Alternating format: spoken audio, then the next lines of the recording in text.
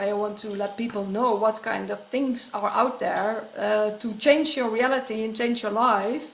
And you came in there about mushrooms, and I was like, oh yeah, that would be a good one. Because I really think a lot of people, especially that don't know something about it, are really interested in that. And I even talked with someone today that never had it and was like really a bit fearful. So I'm really glad that you're coming up because you can give maybe some shed some light on that. So maybe you can tell the people what you do, like. Absolutely. So I have an explicit interest in mycology, and it's spanned a few years now, but I've been instrumental in a few communities growing, and I've formed a mycology school as well for amateur growers. So not only is it important to make this medicine, this sacred medicine, available, but it's also very important to me that people are empowered to be able to create it themselves. You know, it's plant medicine. It's something healing, and well, I think it's one of the quickest routes to access opening your pineal gland and achieving enlightenment in a short space of time, undoing all the bad work that we have been subjected to, and realizing some of our spiritual capacity and our potential. So there's a big misdemeanor following the end of the 60s and when Nixon brought in, the drug wars and categorized psychedelics within this fight against narcotics. And I think there's a deep rooted cause and reason for it, because they want to keep us sheep. They want to keep us placid and uninformed, unawakened, like just the drones that we have been led to believe we are.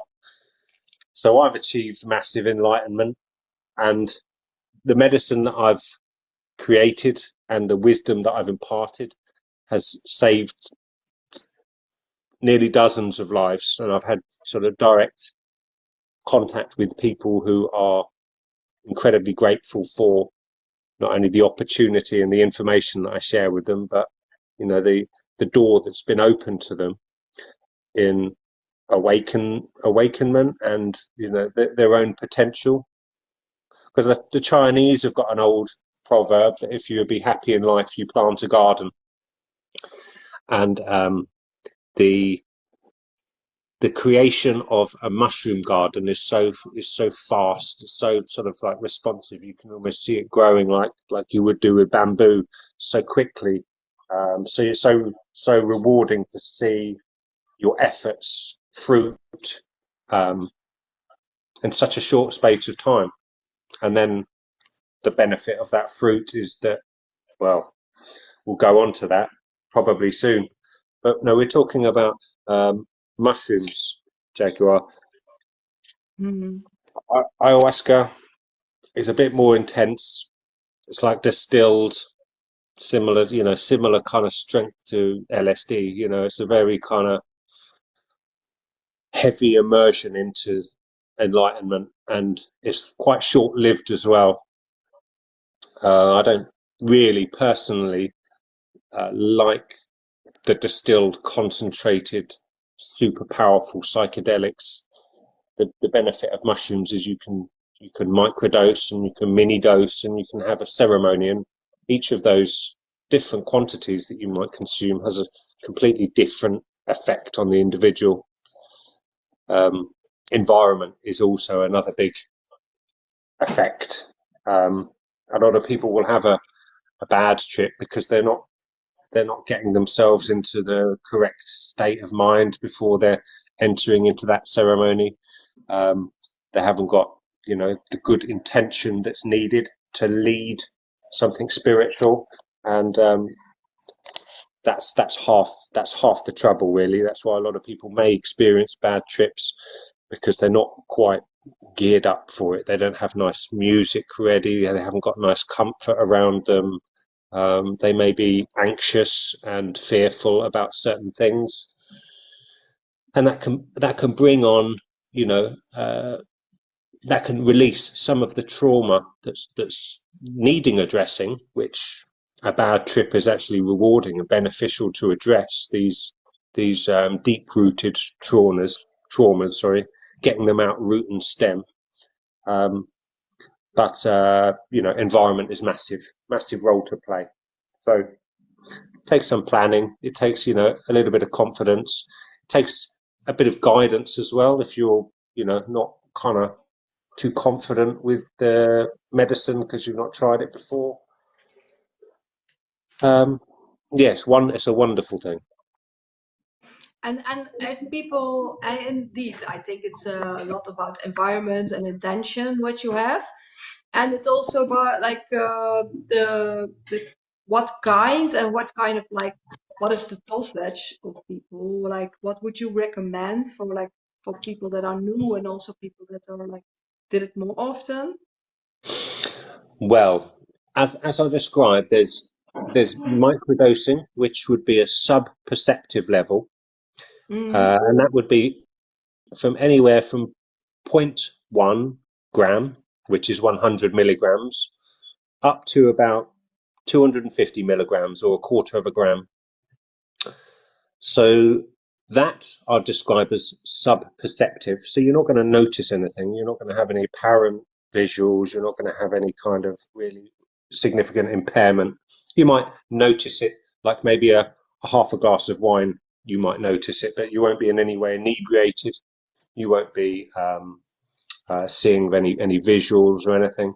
In fact, I had a family barbecue at the weekend just gone, and my cousin suffers with a bit of anxiety. And the first thing I did when I showed up was, I gave her one of my microdosing capsules. Well, it's more like a mini dose, I'd say, because it was about 350 milligrams.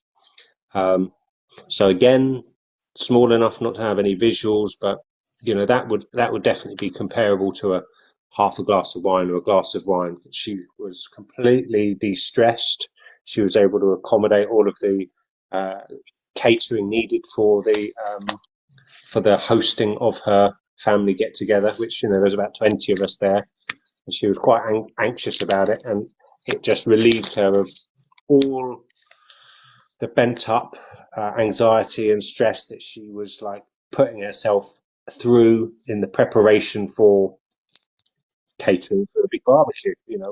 It's not an easy thing feeding 20 people.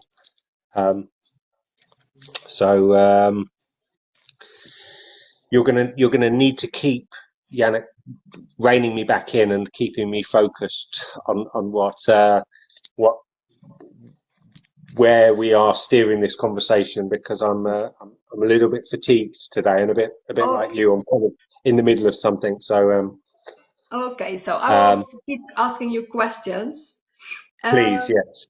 Yeah, and for people that already did it several times, how much, like what kind of dose would you recommend? Okay. There's a couple of other factors that will impact your or anyone's experience, and it will come down to body mass, metabolism, and your stomach fullness as well. All of those are going to have a bearing on how quickly you are going to metabolize the medicine in your stomach.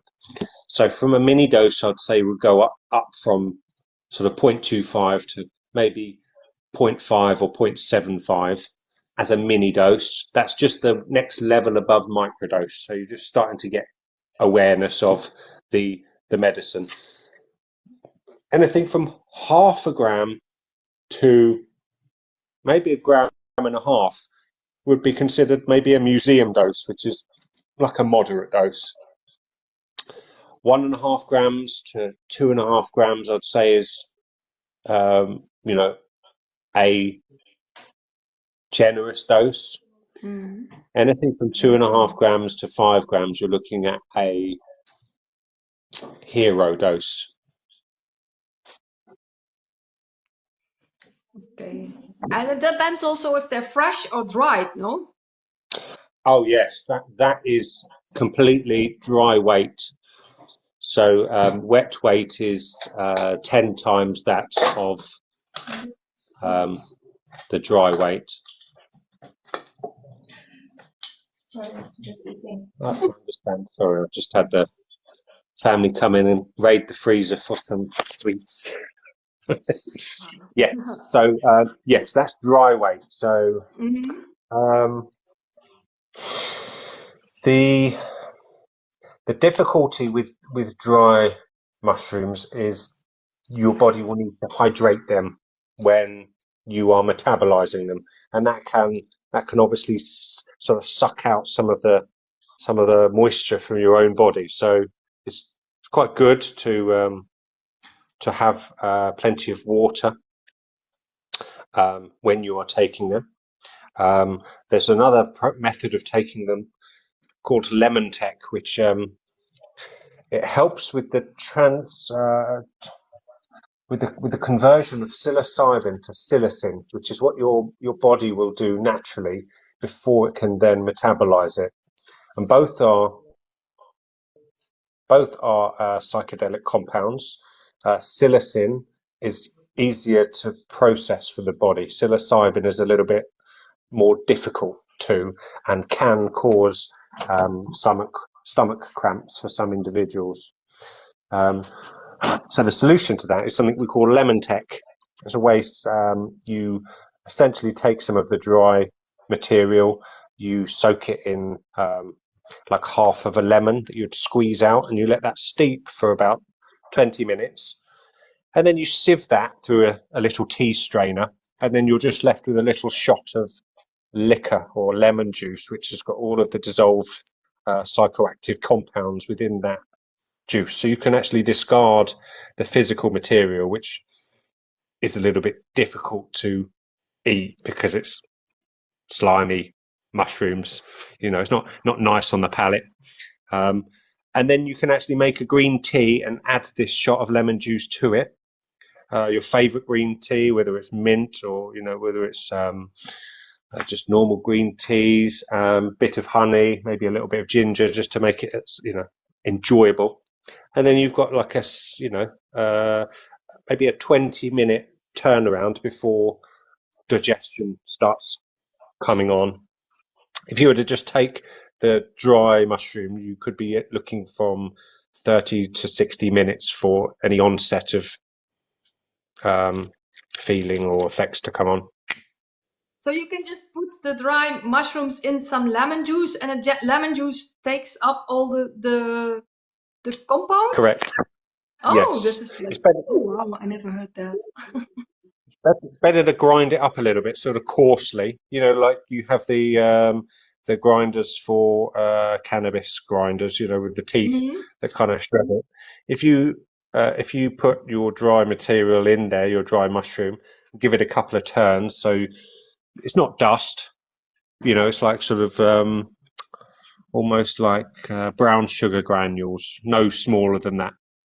And then you put that into a cup, add some lemon juice, let that steep for 15 to 20 minutes, half an hour if you want, strain that out, and then that liquor is all you want. You don't really need to worry about the material that you've sieved out. It's much like a vaporizer. If you've ever used a vaporizer with cannabis, it just leaves the biological material, but it strips all the cannabinoids out of the green, and you can just toss that because it's just carbon and biological material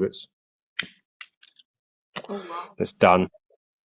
So wow, learned something new. And where are most people? What are the reasons that people take mushroom?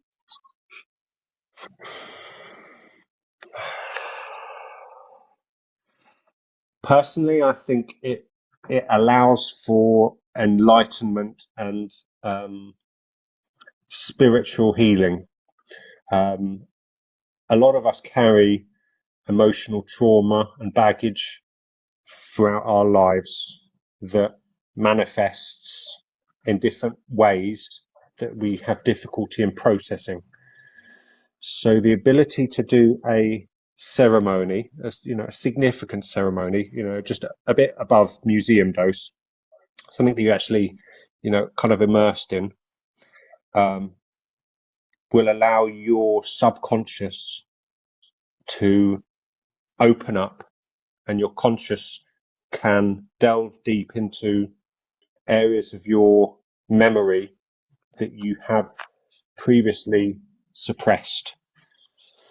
So a lot of modern healing counseling are looking at psychotherapy and counsel-led psychedelic-led counseling to really address some fundamental trauma, PTSD, anxiety, confidence. It really is a wondrous thing because there's so many things it can tackle: alcoholism, addiction, real deep rooted trauma. Some of the guys I used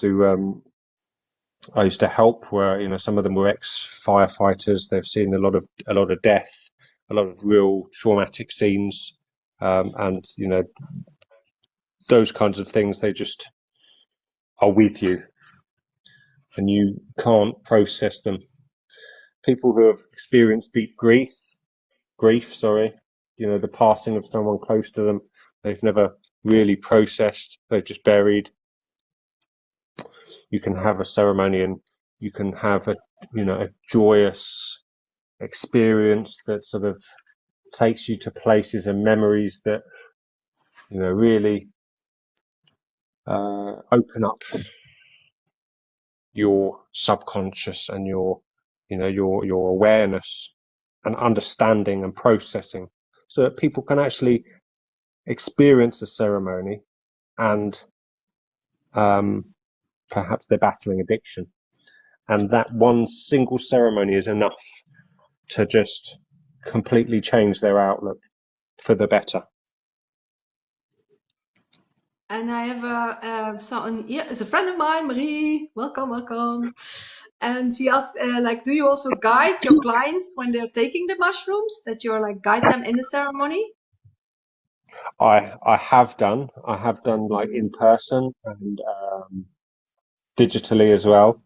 I've recently found there's a bit of an appetite for this, so I've kind of set up a little bit of a microdosing consultancy. So for people who aren't experienced in microdosing or dosing, I'm accessible to be able to book some time with and actually have like a plan laid out for them, and their medicine and their intentions, laying it all out. And of course, my students that I teach to grow, I'm on call all the time in my Discord and on Telegram. So if anyone is particularly needing support, then I'm available. So Marie, in answer to your question, yes, I do.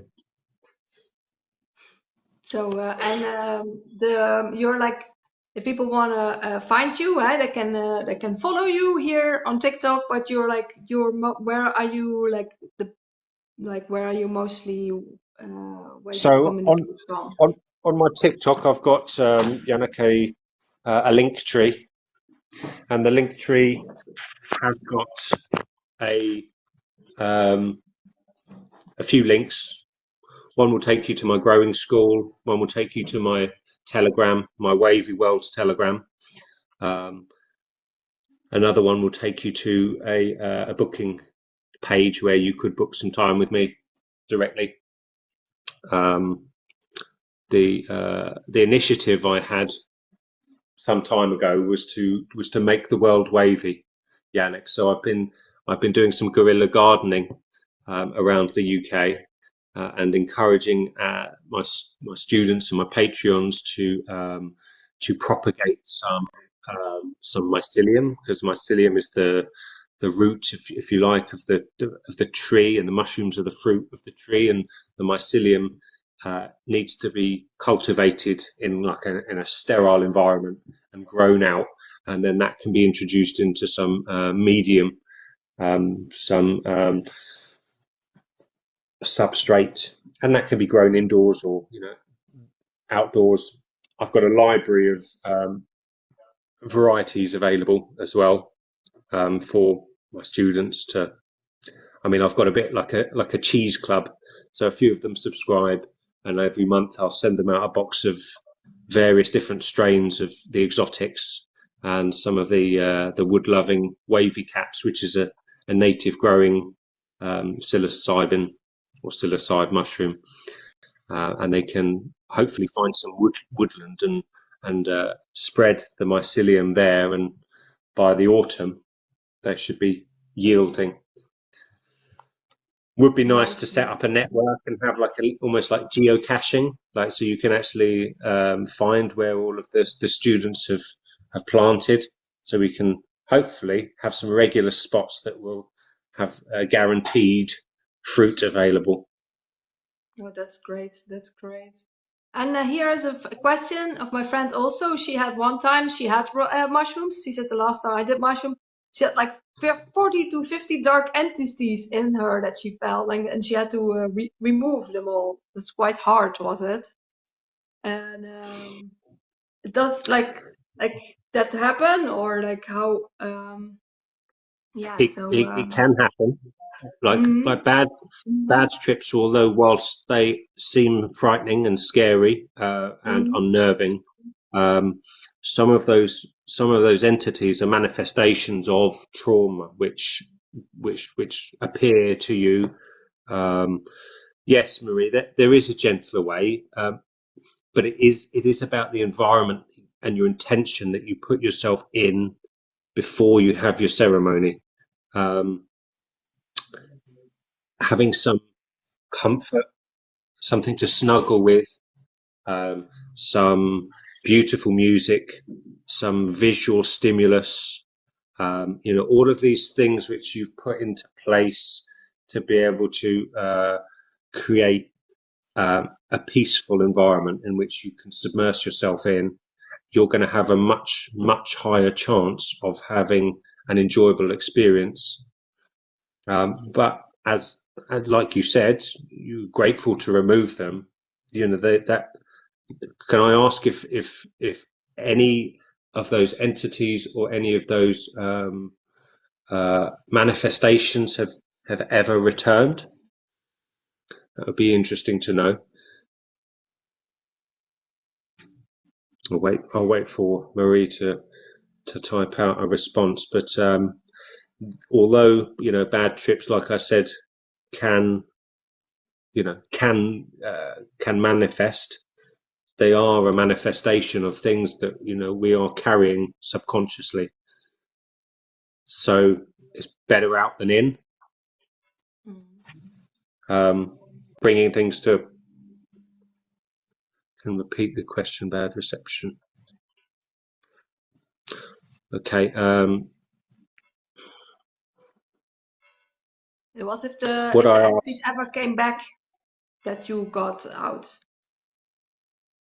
So it felt liberating for Marie, which is good. But it was really intense for her, so that's why she's asked if like more gentle possibilities. But yeah, you said like if you have like certain music, different setting, different like intention, because it really is about like with intention are you also coming in. But also like the mushroom also gives you what you need at that moment. So it's sometimes you never know. I feel like I get all the answers on all the questions, also the questions I didn't even know that I had. And also to work on certain aspects like fear and grief, like on a deeper level than like consciously knowing, and then you have that in your regular life, it's gone. So it's like a deeper healing, and it really feels like this. And then after the healing, Oh, she says I had a stuffed bear, gentle music, and support. So she's even with all Oh, that, it still was very intense. mhm. So Maybe the dosage could be slightly reduced, because that the amount that you take also has a role to play.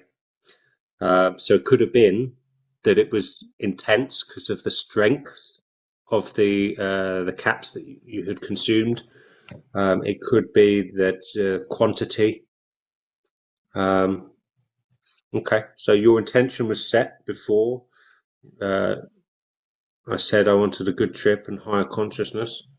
So really, you did what you should have done. But perhaps there's a significant amount of subconscious things that were manifesting within that experience that that came to the precipice during this experience.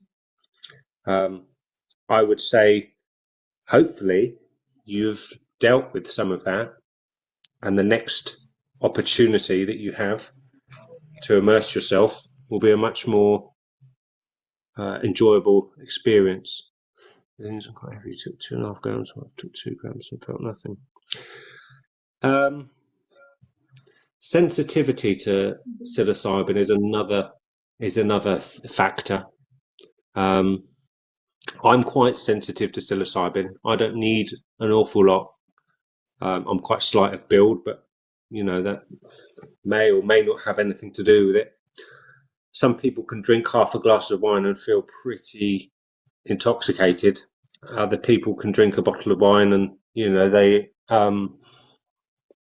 barely phased.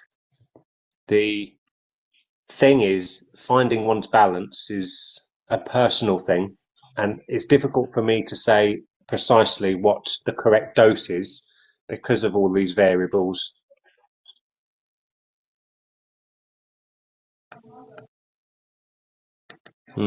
So, do you recall what variety of mushrooms you had, Marie?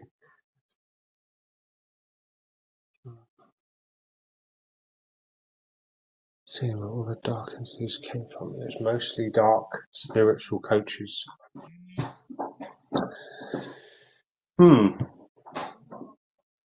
What do you mean by that? she doesn't know the strength, the strength that Oh, she the had. strain. Okay. Yeah, because that is also I think, different, no? That what yeah, kind of yeah, that they are. yeah, yes, totally. Like a lot of Indian varieties, like Orissa, India, Malabar. That's what the yogis in India will have come across in their local flora, native to that. And they're quite different to the Aztecs, which you find in South America. And there's some real strong. I'm not going to say hybrid ones, but Terence McKenna and a few of the chaps from the 80s used to tour the globe looking for these psilocybe cubensis varieties, and they amassed a huge library, um, and I'm trying to expand my library as much as possible. Some of my favourites are Thais. I've got a Mazatapac, which is a Mexican variety. I'd imagine I parallel that with peyote and um,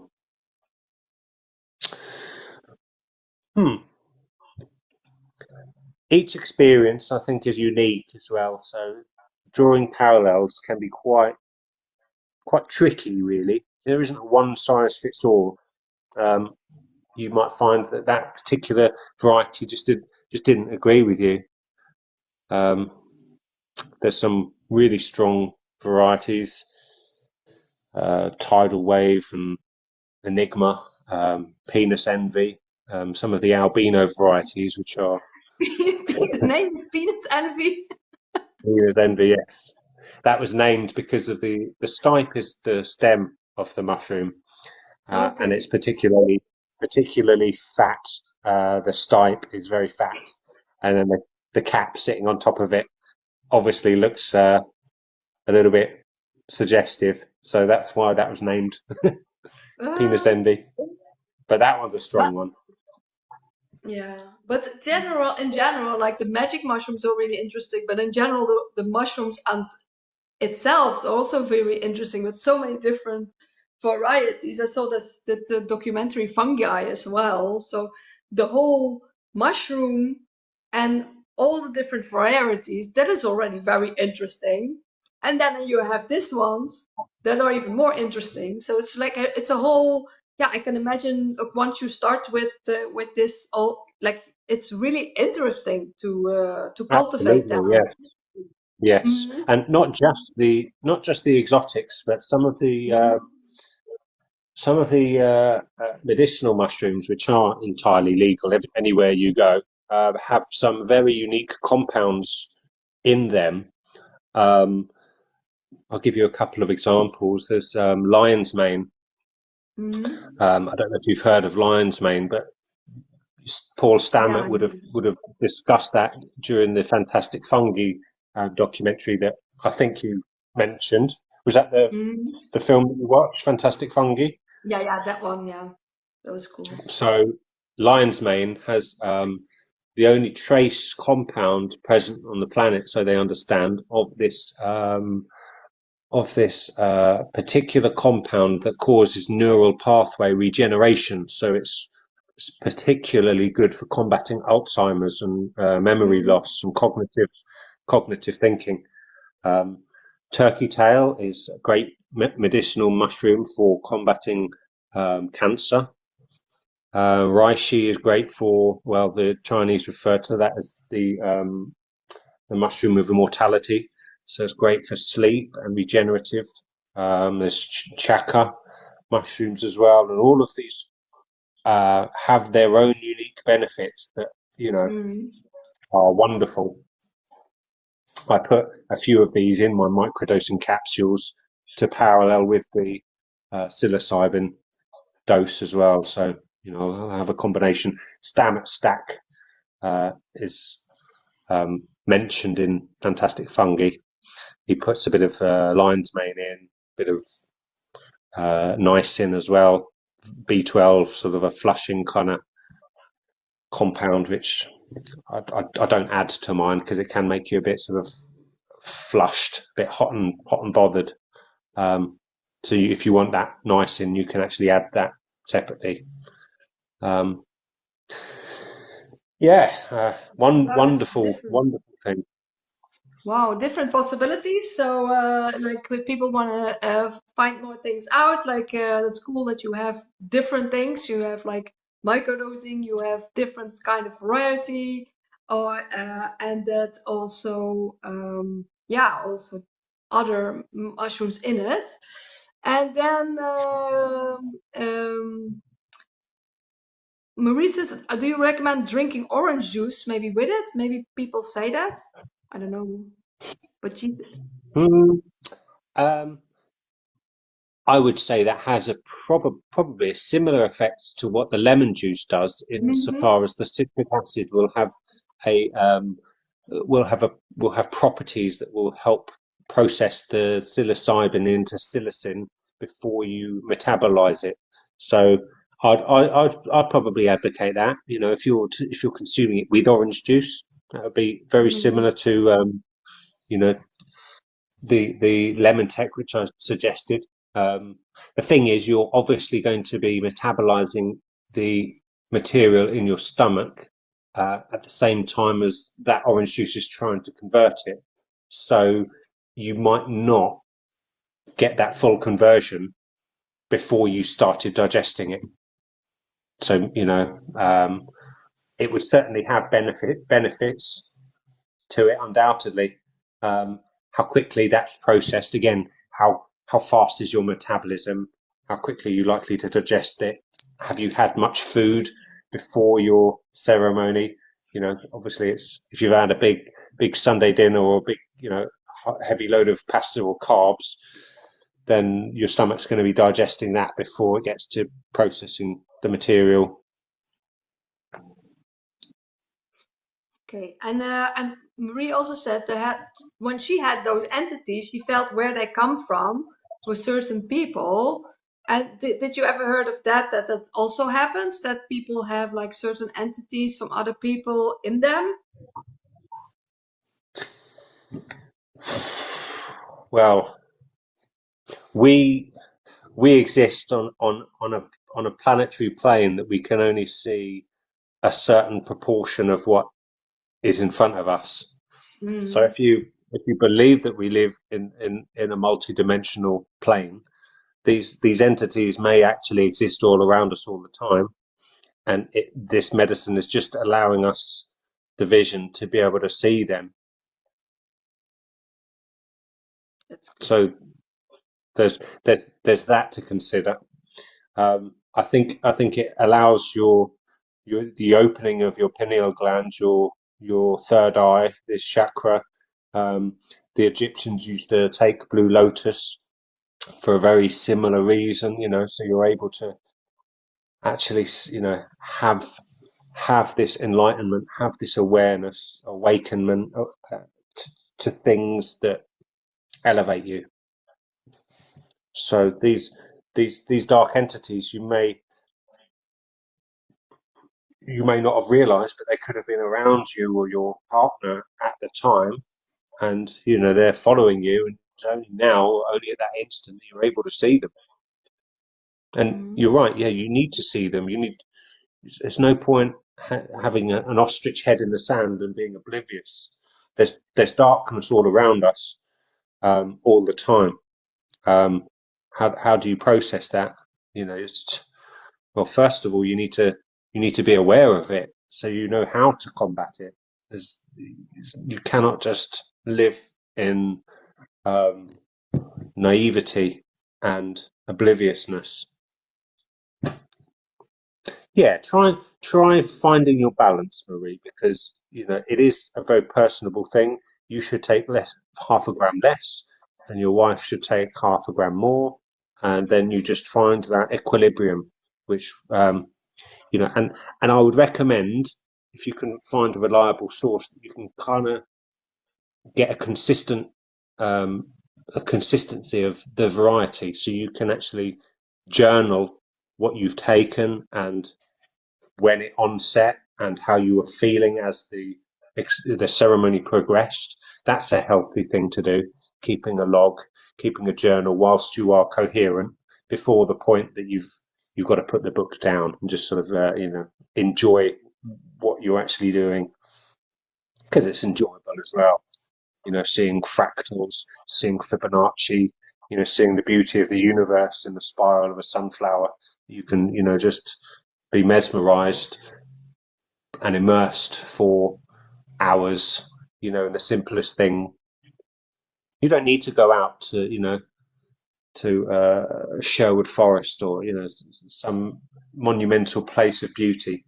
There's nothing I like more than being comfortable and being familiar with the surroundings and enjoying that. You can't take mushrooms and go socially drinking with a moderate to high dosage. Mini dosing, micro dosing, you can completely function. I go to work, I drive a car, I have no impairment at all, and my base mood is just generally elevated over a couple of days of having taken it. Microdosing, you'd actually consume that 3 days on, 4 days off for several weeks, and then you might have a tolerance break of a week. So that type of consumption is entirely different to ceremonial or recreational consumption. But yeah, because it if is people absolutely. take more and have a I'm ceremony, sorry? is there also something like you shouldn't do like how long if you have a ceremony with a higher dose, would you recommend a certain time in between?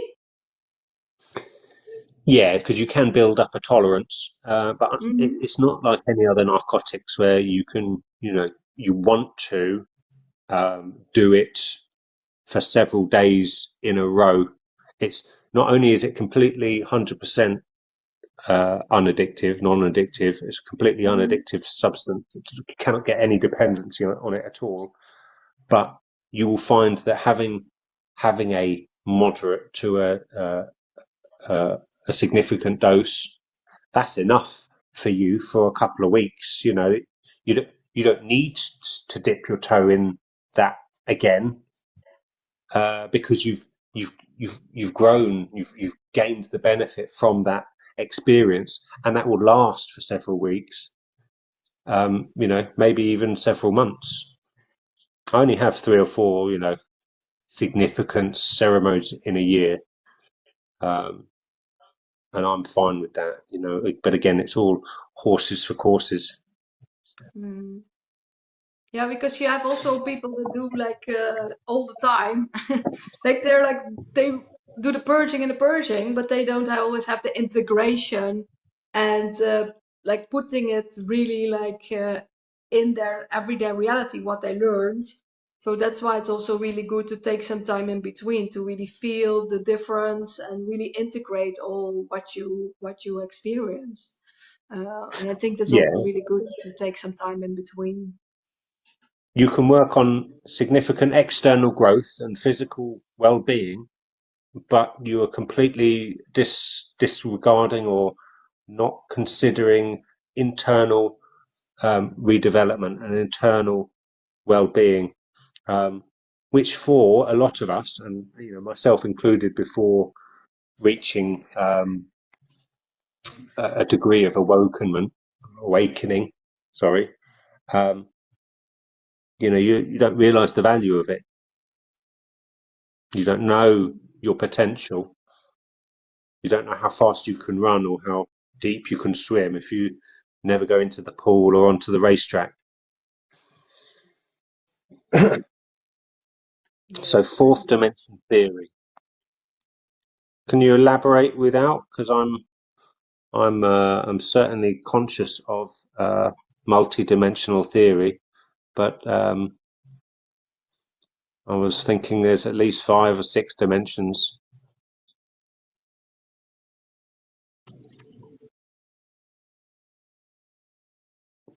I don't even know if he's still here. The person who was asked you that. Yeah, no, he's not even here anymore, so I will probably not be Won't be elaborating responding there. that. But this was all very, very, very interesting. And there's so many different possibility with that. Like also what you said, like microdosing or full dose, and with the intention of like having a higher consciousness and really working on yourself and becoming your like highest potential. Because what you said, we have so much more potential in us, and also a lot of time when I have a ceremony, I need a lot of grief out there, and then I feel really high. And then always when I feel high, it's like, we should be living like this. This should be our natural state of being, I feel. And that's what in those states, I always see, like, how much can I make sure that in my normal state of being, I get to there. So that is really what like, a lot of time my intention is. And, but I feel When like I if I'm, yeah. sorry, I was just gonna build on that, build on what you said there, because it reminded me of something my traditional Chinese martial arts teacher was enlightening me to in the topic of intention, which the Chinese language is fantastic, because there's like 20 different words for a cat, you know, and the way that they are enunciating or articulating that word gives that word a different meaning. But the intention that you described and the experience that you've had, it almost draws a neural pathway or a map that you can remember. So if you imagine the human brain or the psyche to be like a hotel, like a physical hotel, that you actually sort of step into the foyer and there's corridors and there are rooms that you can go into. Each one of these rooms almost kind of represent a different state.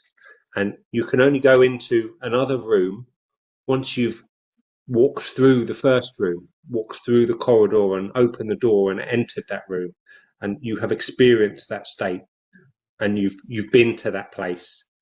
And then from having been to that place, you then are able to go into the second room, and you are within that second place, and you understand the layout of that room, the orientation of that room, where the window is and where the seats is, and the next door into the third room you're able to progress into. Only after having been in that second room can you appreciate what was in that third room and even get into that third room, because the only entrance door is via the second room. So as you progress through these doors, which represent your psyche and your states of consciousness, you can go back there in an instant because you've been there, and you can never imagine what that room is like unless you've physically been in there. You can only kind of speculate. But once you've got to that fourth or that fifth room of peace or quiet and mind, you've experienced it. You know that orientation, and you know the map in your head, how to get there and what it is like to get there. And then you can go back into that room on your beck and call when you need to, because you understand how to get there. You don't need the medicine again to get there. You don't need to go through room 1, 2, 3, and 4 to get to the fifth room, because you know what it is, you know what it's like, and you know the orientation of it. You're familiar with it already. Sorry, that just you just reminded me of the analogy that my martial arts teacher taught me about the states in which we needed to advance through to get to, and it's I can draw the parallel with what we're talking about. Yeah, that was a beautiful explanation of that. So sometimes you have to go through certain things and to come out on the other side, but also you make like new neural pathways in your brains when you're on like mushrooms or psychedelic, and they You stay form that there. map. Yeah. Yes, you've made the map. You've done your topography. You know where the land lies. You can instantly almost teleport to that place.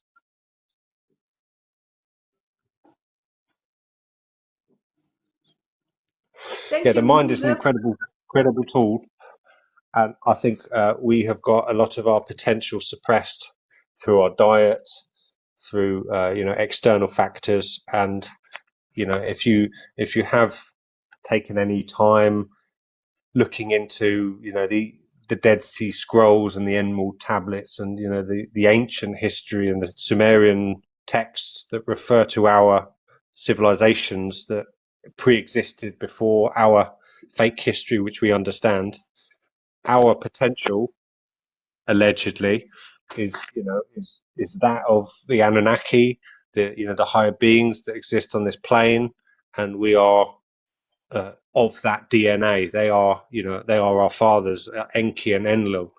They are essentially Yeshua and Yahweh.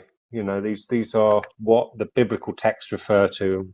What all of the other religions draw parallel to, and that's the origin of man and women. And I really feel we're getting back to being more in our power.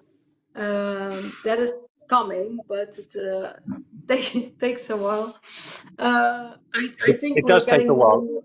Yeah, It does take a I while, really feel it. but this medicine will give us like a jump start, like a Back to the Future car.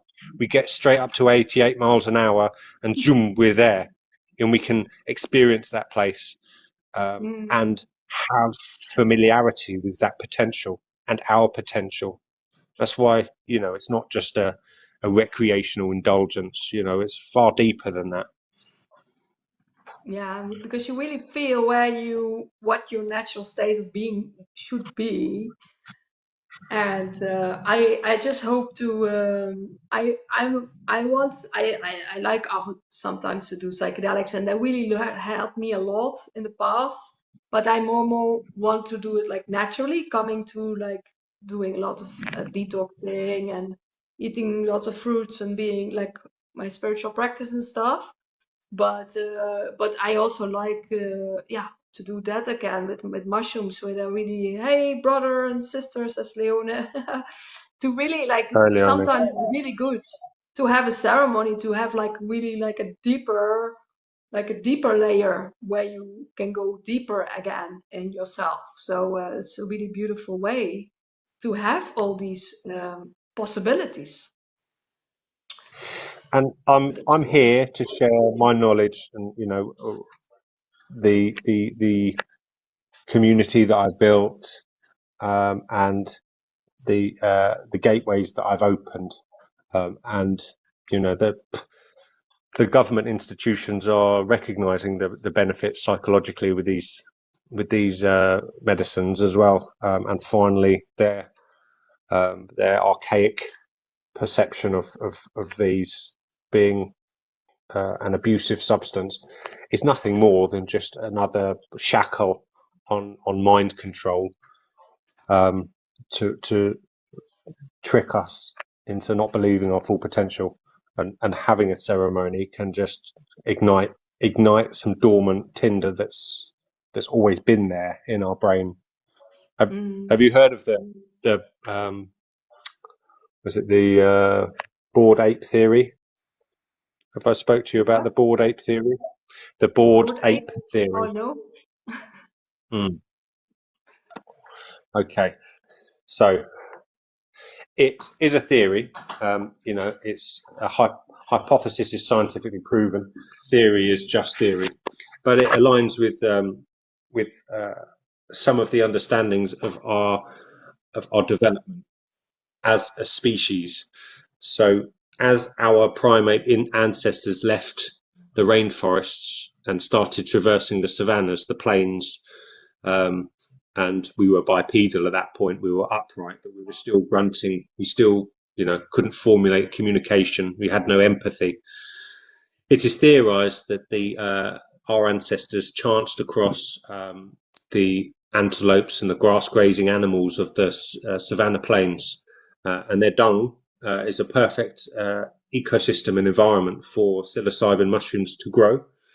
So, whilst they were out looking for food sources in this new environment after having left the rainforests, they chanced across these mushrooms and they started consuming them. And there was a huge acceleration, an inexplicable time in our ancestral period where our brain size developed exponentially. Like it grew by our brains grew by a third in a very short space of time, maybe a couple of 100,000 years, which is very fast in evolutionary terms. And with that, our ancestors are theorized to have developed empathy and understand shapes and colors and start cognitive thinking, developing language and communication, and basically developed awareness beyond that, basically become sentient. Mm. So it is theorized that these mushrooms fueled our mental capacity to the point where we were more human than ever before.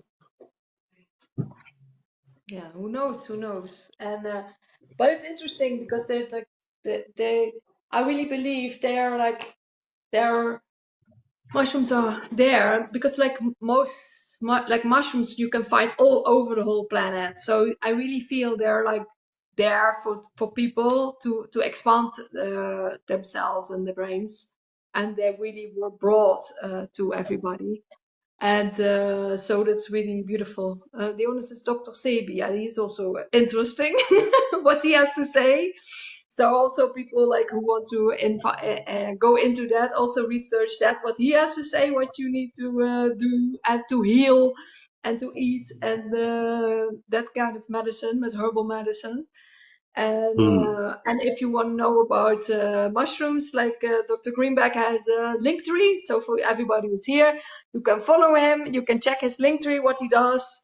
He has also he has like micro doses, but also bigger doses, and he also has a community of people that growing them themselves. So he really wants to help people to grow them themselves, so they have a whole network all over the world where people can find them. So that's really beautiful.